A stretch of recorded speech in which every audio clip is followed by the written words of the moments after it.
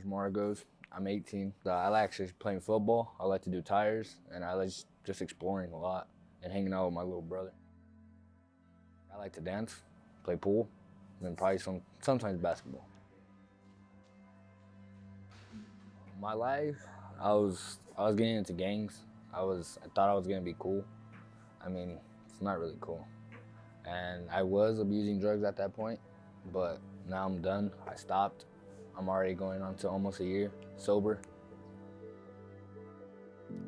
So how I experience the gang life is like going to beat up people every single night. Really not that cool. Just picking over a color, not that cool. Tagging. So if you wear a color, I mean, I don't care. You know, at this point, I'm not caring what color you wear. We almost got shot at. It's crazy. I could have lost my life right there.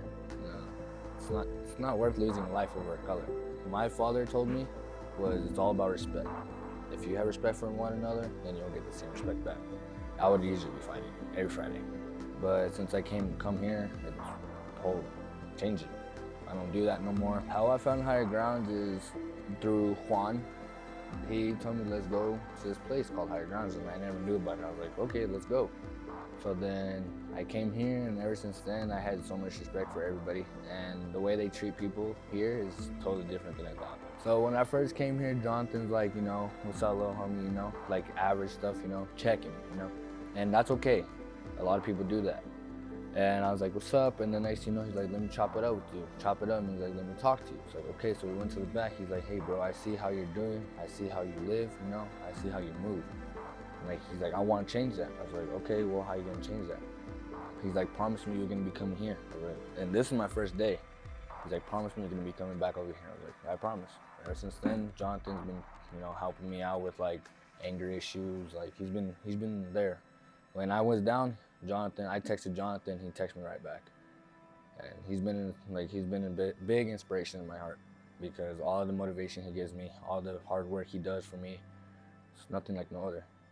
Jonathan changed me a lot.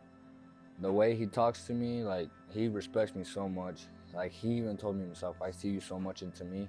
Me and Jonathan really connect. It kept me out of the streets, it kept me out of like doing drugs again. And no, I don't want it again. If you really pay attention to words that they're saying and you actually study it, it actually has a meaning behind it. And I've been noticing that about when Apple says something or when Jonathan says something. I really don't get into stuff like I used to, just to change a lot of people's lives.